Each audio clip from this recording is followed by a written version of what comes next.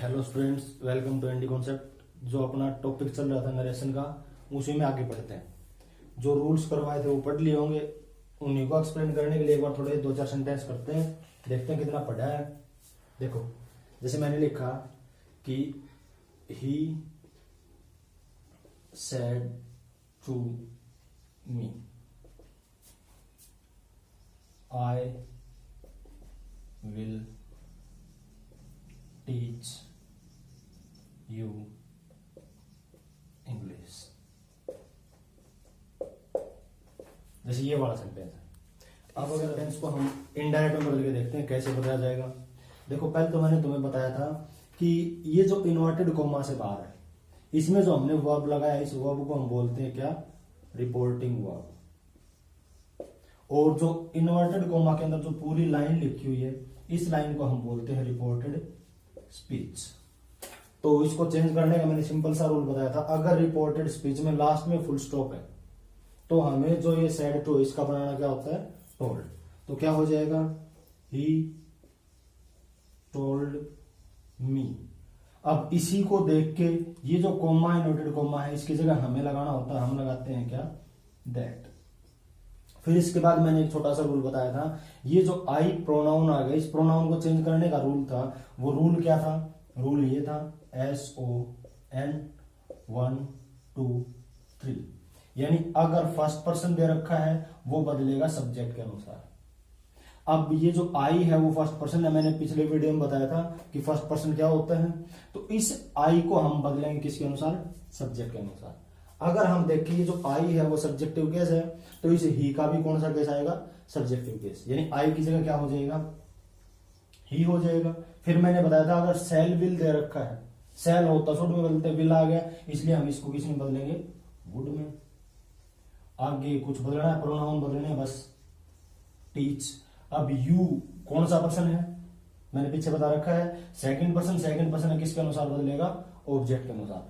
तो इस यू को हम इसके अनुसार बदलेंगे, ऑब्जेक्ट के अनुसार, क्योंकि ये अपना सब्जेक्ट हो गया, ये वर्ब हो गया, तो ये क्या हुआ? ऑब्जेक्ट।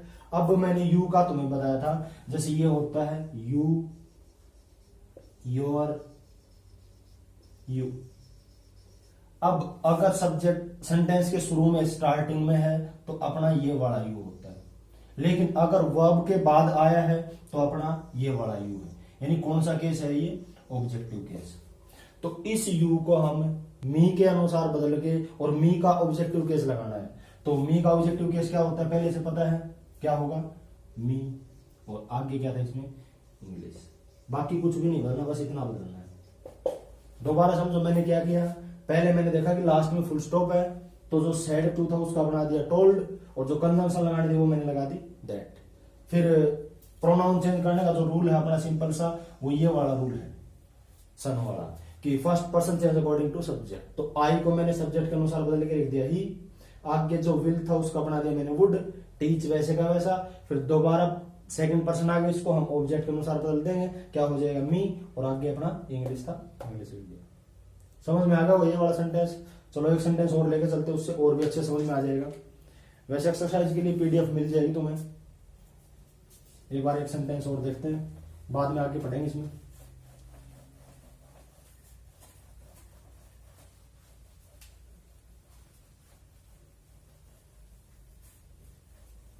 और करते हैं एक और, जिससे और भी अच्छे समझ में आ जाएगा। वो अपना ये है, मैंने लिखा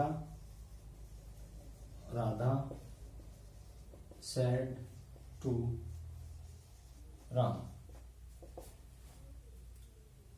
आई कैन नॉट गिव यू। वैसे गिव की जगह ज्यादा सही रहेगा tell. I can not tell you my contact number. देखो, अब इसको हम बदल के देखते हैं। फिर वही हमें देखना है कि जो ये इन्वर्टेड कोमा के अंदर है, लास्ट में इसमें क्या है? फुल स्टॉप है। तो फुल स्टॉप का मैंने सिंपल सा बताया, जैसे ही फुल स्टॉप दिखे हमें ऑप्शन में सिर्फ वही ऑप्शन ढूंढना है जिसमें इस सेड टू का क्या बना के लिख दे? टोल्ड। यहां से एक या दो ऑप्शन सीधे कट हो जाएंगे इस फुल स्टॉप से। तो फुल स्टॉप देखा तो सेड टू का हमें बनाना है टोल्ड। तो अगर हम इसका इनडायरेक्ट बनाएं तो क्या बनेगा, मैंने लिखा राधा, सेड टू का बनाएंगे हम टोल्ड, राम, फिर मैंने बताया था जो कंजंक्शन जोड़नी है इस फुल स्टॉप की वजह से वो लगेगा, कंजंक्शन लगेगा दैट। फिर वही जो प्रोनाउन चेंज करने का रूल है सन वाला। अब ध्यान देना, ये जो आई है फर्स्ट पर्सन है, इसको हम बदलेंगे सब्जेक्ट के अनुसार। अब सब्जेक्ट देखो मेल है या फीमेल है, अगर मेल होता तो हम ही लगाते, लेकिन अगर राधा देखें तो यहां पे क्या लगेगा, सी लगेगा, तो क्या हो जाएगा सी। अब कैन का मैंने तुम्हें सिंपल सा बताया था, कैन का क्या बनता है कुड, नॉट, टेल। अब फिर से वही जो पिछले वाले सेंटेंस में था, यू कौन सा पर्सन, सेकंड पर्सन। अब केस कौन सा है, सब्जेक्टिव या ऑब्जेक्टिव, तो अगर हम देखें तो ये अपना क्या हो गया, वर्ब हो गया, और वर्ब के बाद जो आता है वो कौन सा केस होता है, ऑब्जेक्टिव केस। तो सेकंड पर्सन को हम ऑब्जेक्ट के अनुसार बदलेंगे, तो ऑब्जेक्ट क्या है अपना यहाँ पे राम है, राम के अनुसार बदलेंगे। तो राम के लिए अगर हम प्रोनाउन देखें तो राम मेल है, इसलिए प्रोनाउन क्या लगेगा, ही लगेगा। और ही का कौन सा केस लगाना है, यहां पे यू का ऑब्जेक्टिव केस है, तो ही का भी ऑब्जेक्टिव केस बनाओ, तो ही, हिज, हिम, ये हो जाएगा। यानी ये अपना सब्जेक्टिव है, ये पजेसिव हो गया, और ये कौन सा है ऑब्जेक्टिव। तो यू की जगह हम क्या लगाएंगे, हिम। फिर आगे मैंने एक और प्रोनाउन दिया है, जितना ज्यादा प्रोनाउन चेंज करोगे उतना सही रहेगा। अब यहां पे देखें माई, तो ये सब्जेक्टिव केस का है। अगर हम देखें यहाँ पे सब्जेक्ट है अपना आई, यानी फर्स्ट पर्सन का कौन सा केस है, पजेसिव केस। तो यहाँ पे आई को हमने सब्जेक्ट के अनुसार बदला था, तो इसको भी हम किसके अनुसार बदलेंगे, सब्जेक्ट के अनुसार। और सब्जेक्ट के लिए हमने प्रोनाउन क्या लगाया था, अभी हमने लगाया था सी, क्योंकि ये फीमेल है इसलिए हमें क्या लगाना है सी, और मेल होता तो हमने लगाया था ही। अब देखो यहां पे अगर हम देखें तो ये तो अपना हो गया सब्जेक्टिव केस। उस टेबल में देख लेना कि माई वाली लाइन में हमें सी का केस देखना है। नॉर्मली अगर हम देखें, जैसे मैं यहां पे लिख रहा हूं वो वाली टेबल, मैंने लिखा था आई, माई, मी, और अगर हम लिखें सी, हर, हर, तो हमें लगाना किसकी जगह है, माई की जगह, और किसका लगाना है, सी का। तो माई वाली लाइन में सी का केस देखो क्या दे रखा है इसने, हर, तो माई की जगह क्या हो जाएगा, हर। आगे कॉन्टैक्ट नंबर जो था वो ही लिखना है, कॉन्टैक्ट नंबर, बस हो गया।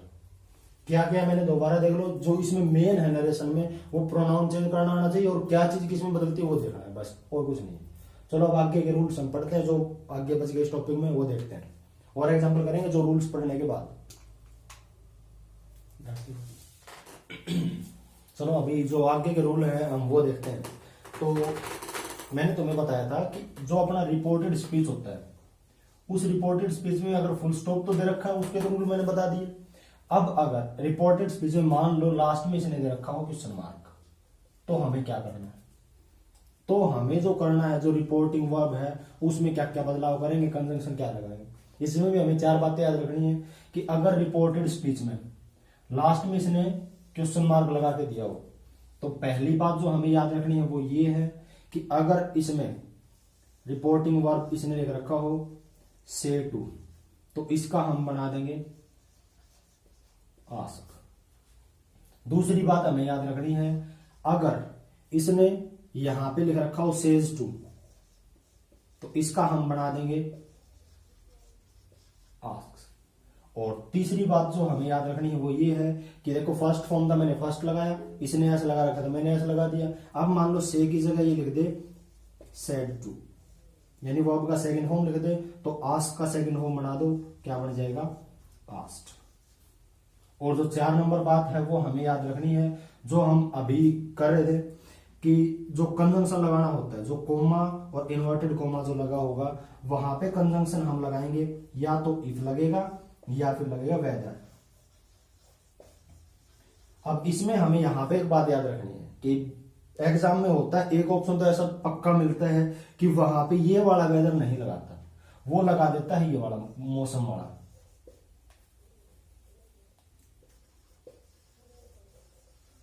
तो हमें एक बात याद रखनी, ये वाला है मौसम और हमें जो लगाना है वो लगाना कंजंक्शन। तो हमें ये वाला वेदर लगाना याद रखना है। पेपर में अगर वो वेदर लगा के देता है तो एक आधा ऑप्शन इसमें ऐसा पक्का मिले जिसमें ये वाला वेदर लगाएगा, तो वो ऑप्शन तो पहले कट हो जाएगा, क्योंकि हमें कंजंक्शन लगाना है और कंजंक्शन अपना क्या है, वेदर। तो दोबारा सुन लो कि रिपोर्टेड स्पीच में अगर लास्ट में क्वेश्चन मार्क लगा के दिया है तो हमें क्या करना है, से टू है तो आस्क कर दो, सेज टू है तो आस्क कर दो, सेड टू है तो आस्क्ड कर दो। और जो लास्ट बात है वो याद रखनी, जो कोमा और इन्वर्टेड कोमा इसने लगाए हैं उनको हटा के वहां पे हम कंजंक्शन इफ भी लगा सकते हैं और वेदर भी लगा सकते हैं। वो एग्जामिनर पे डिपेंड है कि कौन सा लगा के देता है। वेदर के कुछ एक रूल्स हैं, वो मैं बता दो कहां पे सिर्फ वेदर लगे, वहां पे इफ नहीं लगे। वो देखते हैं, चलो आगे एग्जाम्पल से देखते हैं। इससे पहले तुम्हें एक बात लिखनी है नोट डाल के, वो बात क्या है वो लिखो अभी।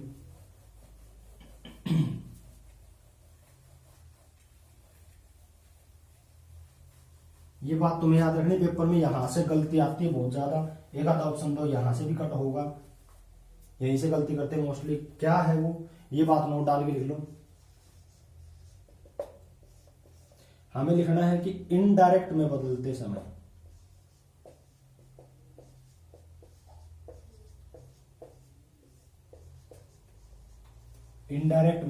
समय रिपोर्टेड स्पीच को हम एफर्मेटिव बना देंगे।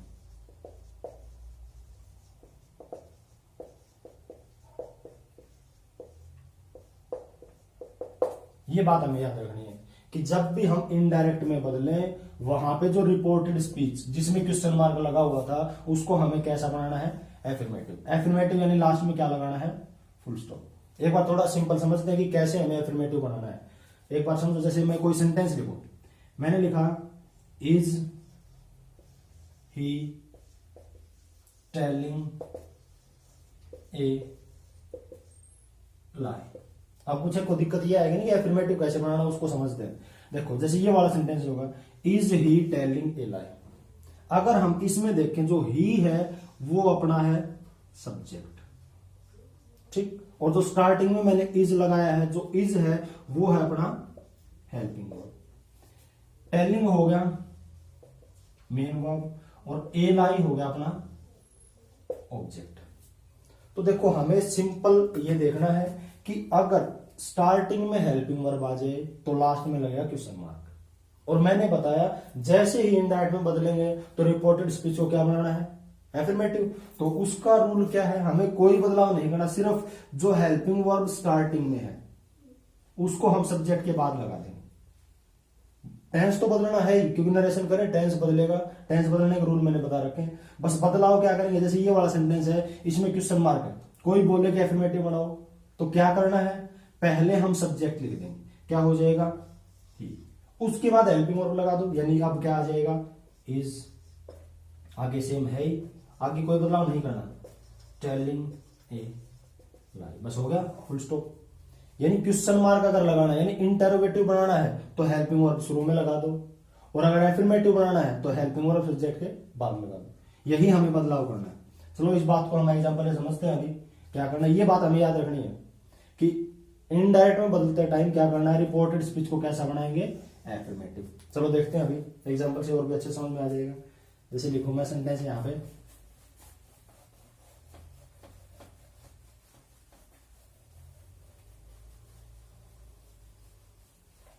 देखो मैंने लिखा कि I said to him, I said to him are you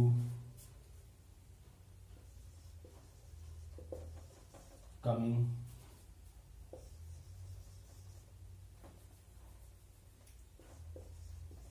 today. ये वाला सेंटेंस सिंपल सा लिखा है, अभी हम इसको बदलते हैं। तो अब देखो जो अपना ये रिपोर्टेड स्पीच है इसमें लास्ट में मैंने क्या लगाया है, क्वेश्चन मार्क लगाया। क्वेश्चन मार्क लगाया तो मैंने बताया तो सेड टू अगर देता है तो उसका हम क्या बनाएंगे, आस्क्ड। तो करते हैं चेंज, मैंने लिखा आई आस्क्ड हिम। अब जो कंजंक्शन हमें लगाना है, अब यहां पे दैट नहीं लगाना है, पेपर में यही गलती होता है, यहाँ पे वो आस्क्ड लगा देगा, यहाँ पे दैट नहीं, आस्क्ड आ गया। आस्क्ड क्यों आया? क्योंकि लास्ट में क्या है? क्वेश्चन मार्क है। अब क्वेश्चन मार्क आ गया तो कंजंक्शन या तो लगाओ इफ, या फिर इसकी जगह हम लगाएंगे वेदर। ये बातें हमें याद रखनी है, या तो इफ लगेगा या वेदर लगेगा। अब इसके बाद जो मैंने तुम्हें जो इंपॉर्टेंट बात बताई थी वो क्या थी कि जो अपना रिपोर्टेड स्पीच है वो कैसा होना चाहिए? एफर्मेटिव होना चाहिए। इसने बना रखा इंटरोगेटिव। तो पहले हम इस हेल्पिंग वर्ब को नहीं देखेंगे, पहले देखेंगे सब्जेक्ट को, क्योंकि पहले हमें सब्जेक्ट लगाएंगे तभी तो लास्ट में फुल स्टॉप लगेगा। तो अब जो यू है वो कौन सा पर्सन है? Second person. और किसके अनुसार बदलेगा? ऑब्जेक्ट के अनुसार। क्योंकि रूल मैं बार बार लिख रहा हूं, ये तुम्हें याद रखना है। Son 1 2 3 second person change according to object. तो यू को हम हिम के अनुसार बदलेंगे, और ये यू स्टार्टिंग में है, सब्जेक्टिव केस है, तो हिम का सब्जेक्टिव केस लगाएंगे तो वो होगा ही। अब जो हेल्पिंग वर्ब थी अपने शुरू में, अब सब्जेक्ट लगा दिया हमने, इसके बाद लगा देंगे। तो इज एमआर किस में बदलता है? वॉज वर्ब में, तो ही के साथ आएगा वॉज, आगे कमिंग। अब यहां पर भी एक बात याद रखनी है, क्या करेगा एग्जामिनर? यहां तक सेम टू सेम बना देगा और वो टुडे का टुडे लिख देगा, गलत हो जाएगा। क्योंकि मैंने बताया नरेशन में जो टुडे होता है वो किस में बदलेगा? दैट के में। ये बनेगा, कर दोगे आराम से। क्या बदलाव करना था इसमें? जो सब्जेक्ट है वो पहले लगा दो, हेल्पिंग वर्ब बाद में लगा दो, बस। चलो एक एग्जांपल और ले लेते हैं इसी में साथ में ही, देखते हैं कौन कौन करता है। पहले ट्राई करना तुम, बाद में देखना मैं क्या बनाता हूं। मैंने लिखा सी says to me, you will not allow me to go there। वैसे हमें इंटरोगेटिव बनाना था तो इस विल को पहले लगा दो, will you not allow me to go there tomorrow, और लास्ट में मैंने लगा दिया क्वेश्चन मार्क। टुमारो तो नहीं लिखा, देखो अभी करते हैं, इसको चेंज करते हैं कैसे हमें बदलना है। देखो क्या क्या किया, पहले तो सबसे पहले जहां पे हमें बातें ध्यान में रखनी है वो क्या क्या है, पहले ट्राई करो। जो करोगे मुझे लग रहा है गलत करोगे, देखते हैं क्या गलती करते हो। यहां पे जो पहली बात तो जो अपना रिपोर्टेड स्पीच उसमें मैंने लास्ट में क्या लगाया है? Question mark.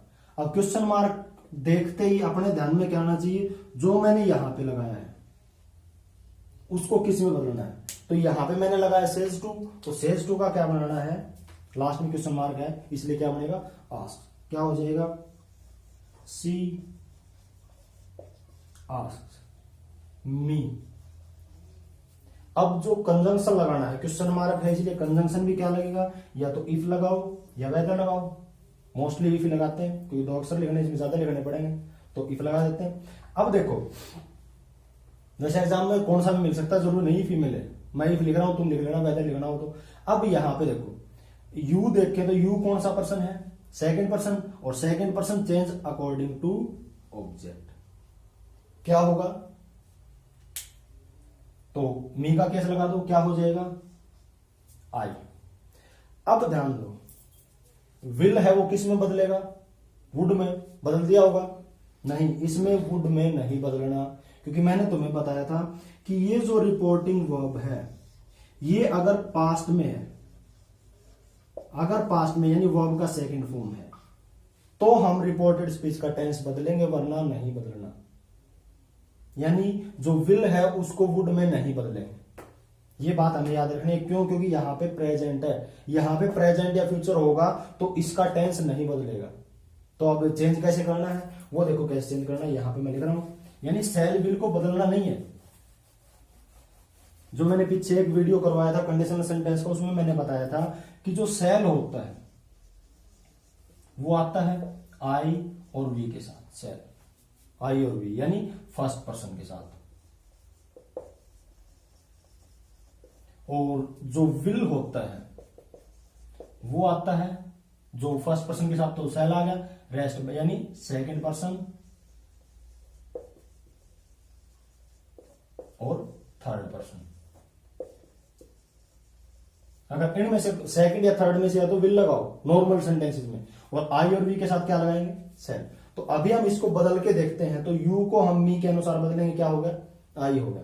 अब एग्जामिनर पे डिपेंड है, अब हो सकता है चारों ऑप्शन वो क्या लिख दे, सभी में वो विल लगा के दे दे, तो वहां पे हमें जाना पड़ेगा। लेकिन अगर हम ग्रामर के रूल्स देखें तो आई के साथ क्या लगता है, सेल लगता है, क्योंकि यू के साथ इसने विल लगाया तो आई के साथ क्या लगेगा, सेल। अब डिपेंड करता है एग्जामिनर क्या देता है, रूल्स के अकॉर्डिंग अगर हम चेंज करें तो मैंने यू का बना दिया, आई हो गया। अब आई के साथ विल नहीं आता, नॉर्मली क्या आता है, सेल, तो इसका क्या बनेगा, सेल, नोट, अलाउ। अब मी कौन सा पर्सन है, me, first person, change according to subject, तो क्या हो जाएगा मी की जगह, हर टू गो देयर, ये बनेगा। अब हमें याद रखना है, अब हो सकता है पेपर में कि किसी भी ऑप्शन में अगर वो सेल ना दे तो मजबूरी में हमें सेल की जगह क्या लगाना पड़ेगा, विल, क्योंकि ग्रामर के अगर नए रूल देखें तो उसमें से इसने सेल को हटा दिया है, लेकिन कॉम्पिटिटिव एग्जाम्स में सेल को अभी हटाया नहीं है। इसलिए हमें याद रखना है कि फर्स्ट पर्सन में से आए तो उसके साथ हम लगाएंगे सेल, ऑप्शन में मिले तो हम सेल वाला लेके चलेंगे, अगर सेल वाला है ही नहीं तो हम क्या मानेंगे यहाँ पे, विल। लेकिन कहीं भी हमें विल का वुड नहीं बनाना है, क्यों, क्योंकि यहाँ पे देखो क्या है, प्रेजेंट है, पास्ट होता तो हम विल का वुड बना देते। चलो नेक्स्ट देखते हैं, पढ़ा पाएंगे ठीक से करते हैं एग्जाम्पल सुनना, शुरू